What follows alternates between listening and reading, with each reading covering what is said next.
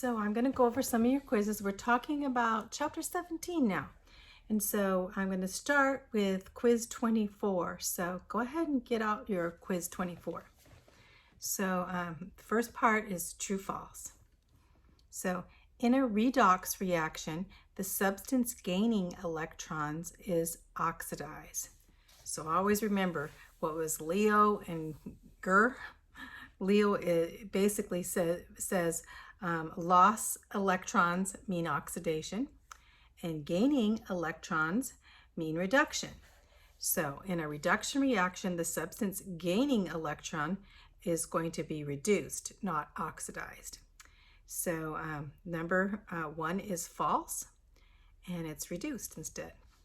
Number 2, redox reactions tend to occur the direction that produces the stronger oxidizing and reducing agents. Redox reactions, reduction oxidation reactions, they usually go in the direction of the weaker, because they want to overcome the weaker. So that one's false too. It'd be weaker. If you had an equation, it would go either to shift to the left or to the right, but always they go toward the weaker to equalize out the equation. So just to know. Number 3, the flow of electric charge is electric current. That's true. So the flow of electric charges is the electric current. Number 4, substances that dissolve or ionize in water to produce ions that can conduct electricity are electrodes. No. What do you do when you drink some Gatorade and what's dissolved in there? They're called electrolytes. So number 4 is false. It's not electrodes, it's electrolytes. Number 5, the process of passing an electric current through a solution to bring about a non-spontaneous redox reaction is called electrolysis. So yes, it is called electrolysis. Electrolysis is passing electric current to bring about a reaction, right? So number 6, in an electrochemical cell, oxidation occurs at the, remember I told you about that. Basically vowels go with vowels and consonants go with consonants in this one. So when you think, so oxidation always goes on the anoid, or on the anode, I should say.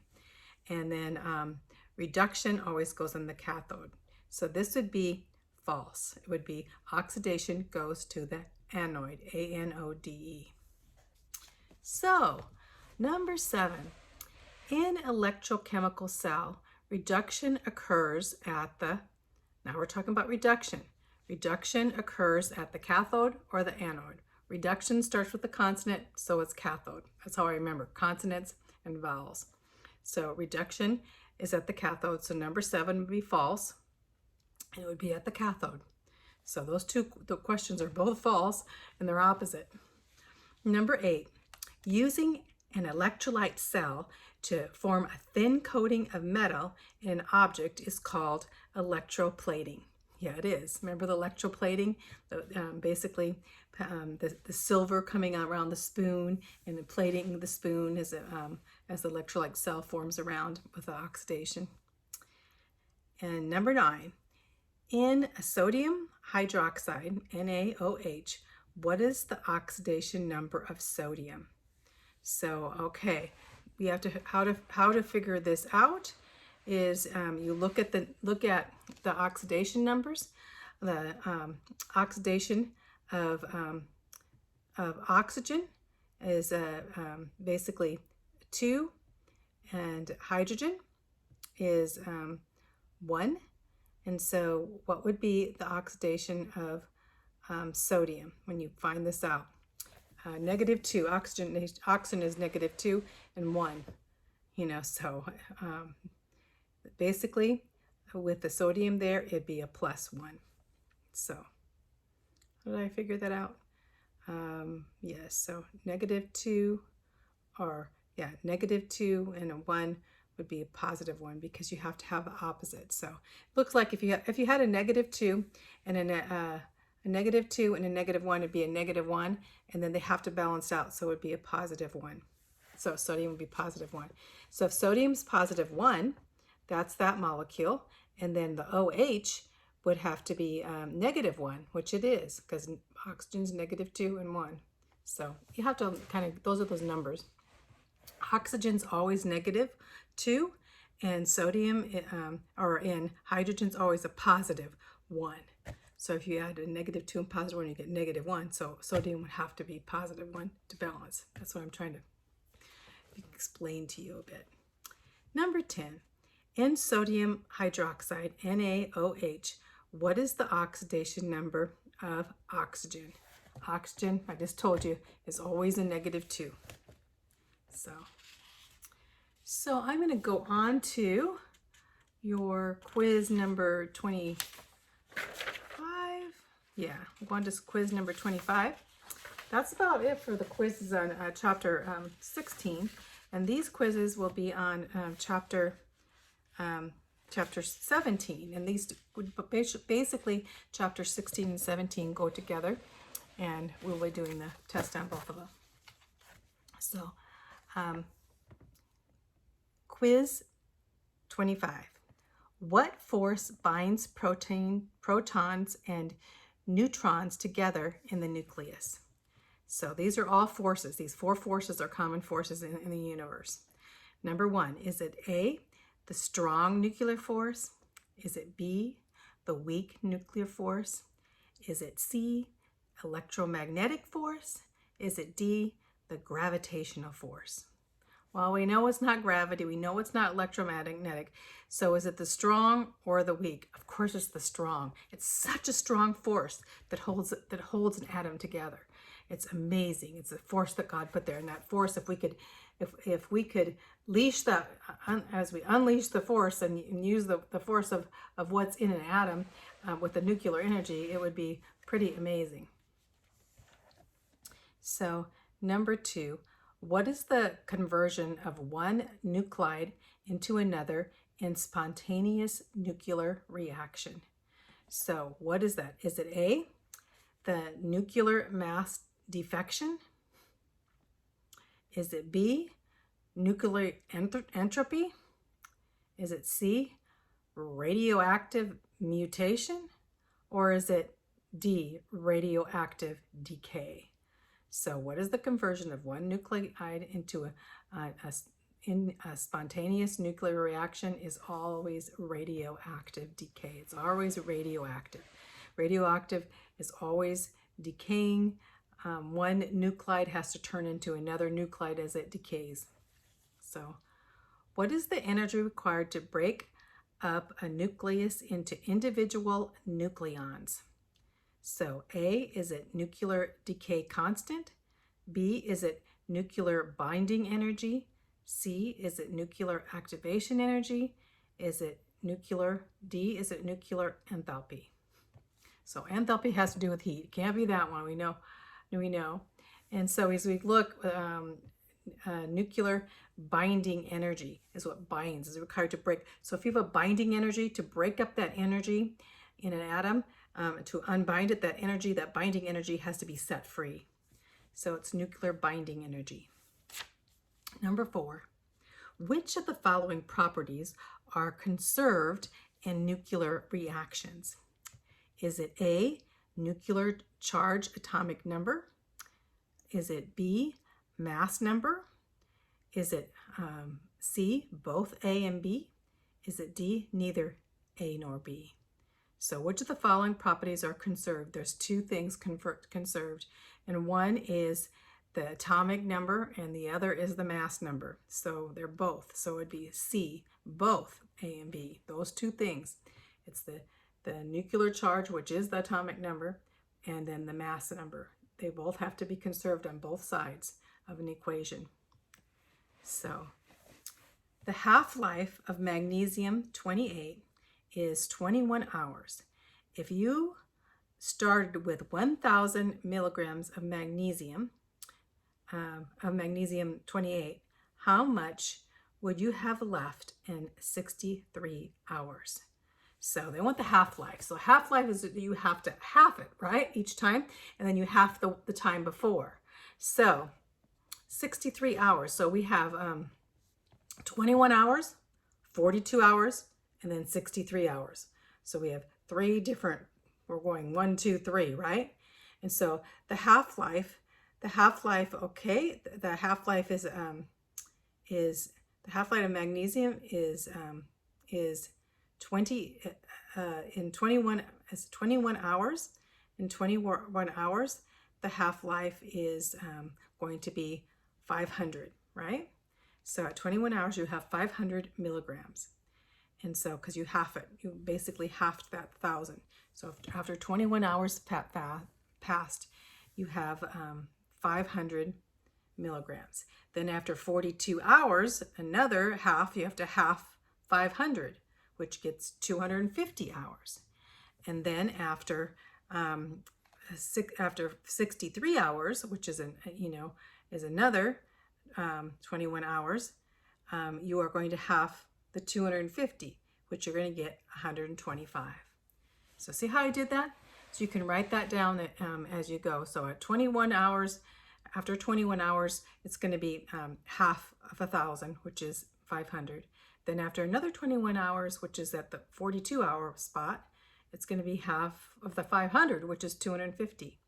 Then another 20 hours, which is 63 hours now, and that's what we want.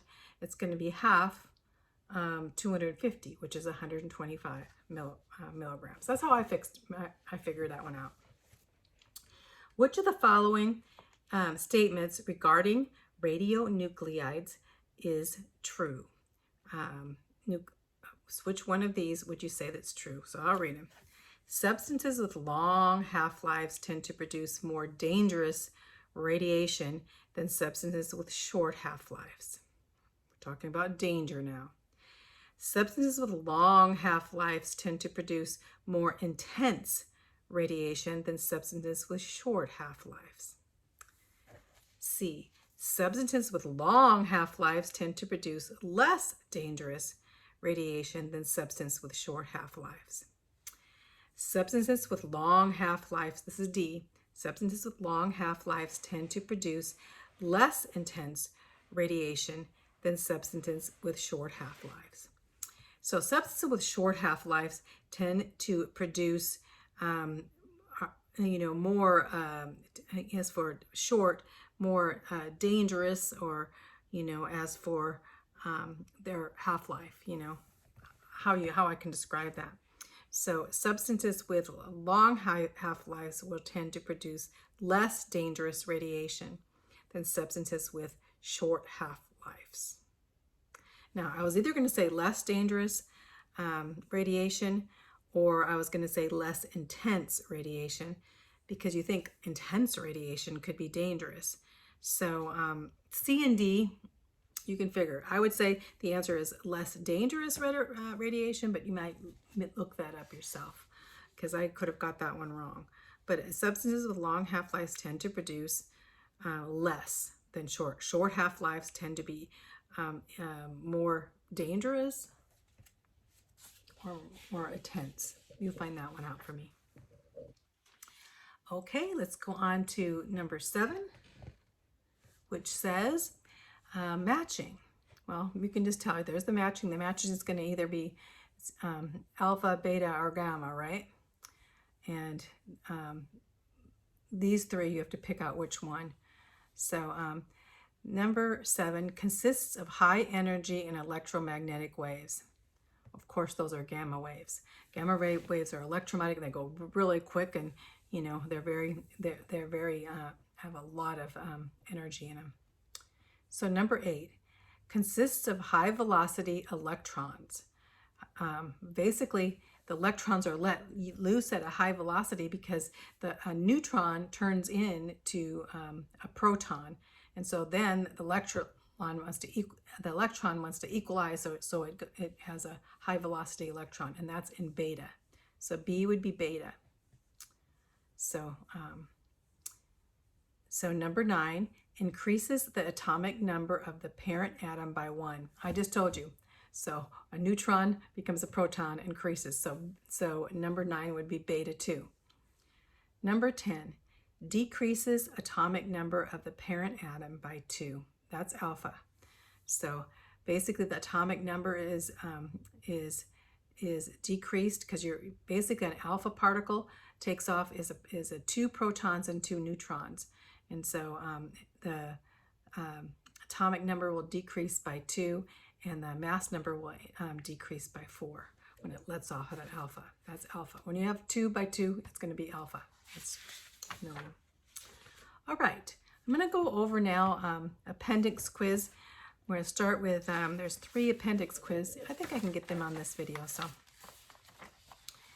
So these you could write down and give to your mom or figure it out if you don't have it, or at least that go do the appendix quiz. I'm going to tell you, I'm going to give it to you right now and you can write it down and we'll talk about it. So number 1, appendix quiz 0 or appendix quiz O. What 2 particles are contained in the nucleus? Go ahead and write it down. What do you think? Protons and neutrons? Yeah, you should get that one right. Number 2, give the term for atoms of the same element that differ in their mass. So if you have a differing mass of an element, it means you have a different number of neutrons. And some have more neutrons and some have less neutrons, but they still are the same element because they have the same protons, and protons determine what the element is. So these neutrons with different numbers of neutrons are called isotopes. Should have get that one too. That's an old question.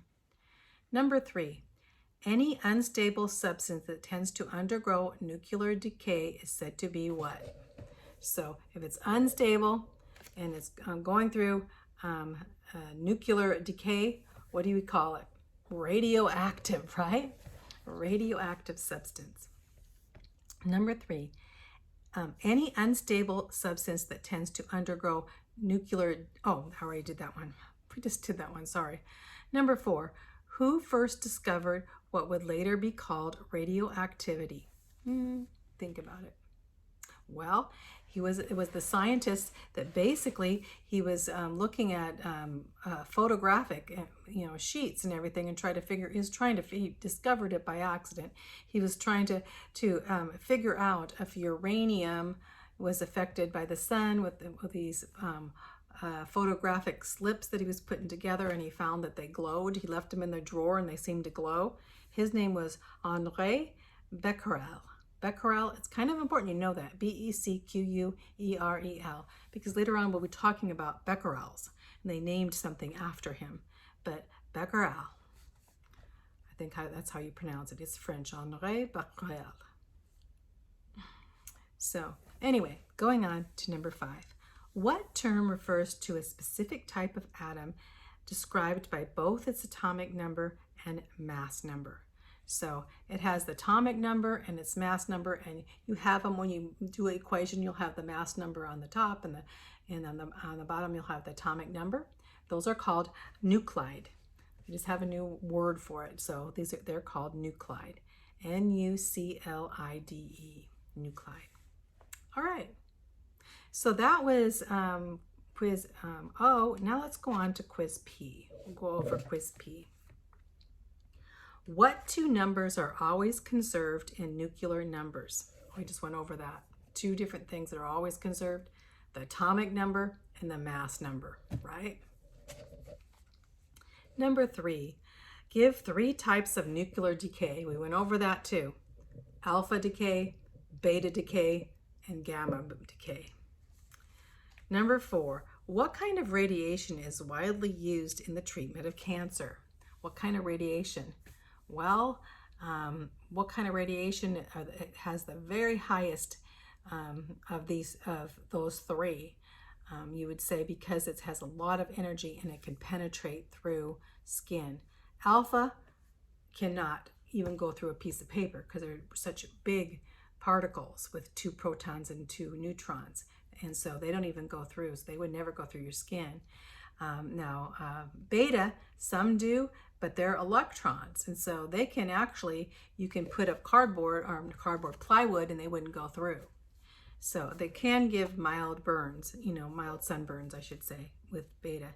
But gamma rays are very high, and they can go through, and they actually, that's what they do to treat cancer, and also to be able to treat cancer, they have to go through and very attack those cancer cells that are splitting really fast, and that's what they tend to do, is attack those. So it's gamma radiation. What type of radiation is formed by electromagnetic waves of very high frequency and energy? Yeah, gamma radiation. I just went over that, so it wasn't a very hard quiz. Let's go on to quiz number Q. Appendix quiz.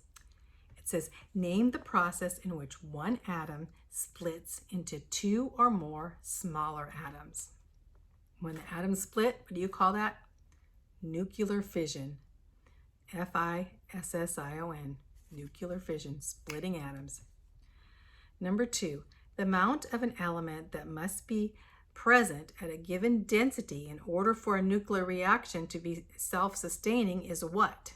If you have uranium, when will your uranium be self-sustaining? What do they call that? They call that the critical mass, that they have enough density or enough mass. Density means mass, critical. So at that point, all of a sudden, they'll start in an unstable uranium and stuff, they'll start splitting, and neutrons and different particles will be flying, bombarding.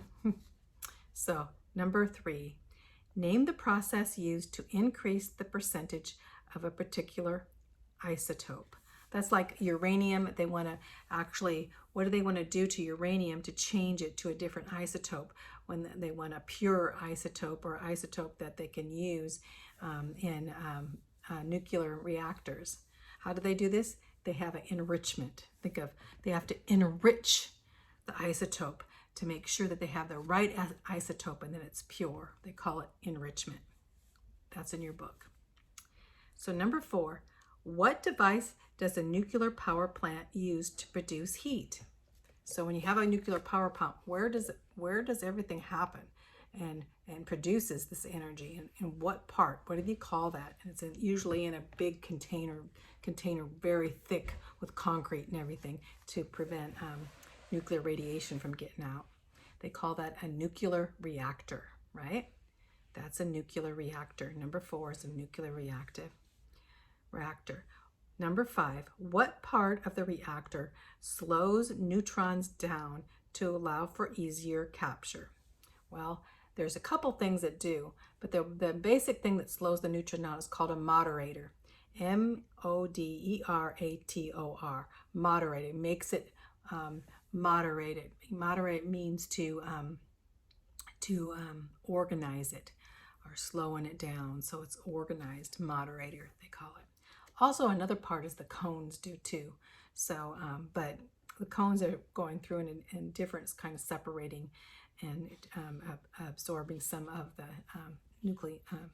the neutrons that are the neutron rays from it. But anyway, moderator would be the answer for that. So I'm going to stop now. I don't think we have any more quizzes. We just have the test now. So I'm going to go over that too, and then we'll be finished with this part. And after test 11, we'll start going into the last chapter in your book.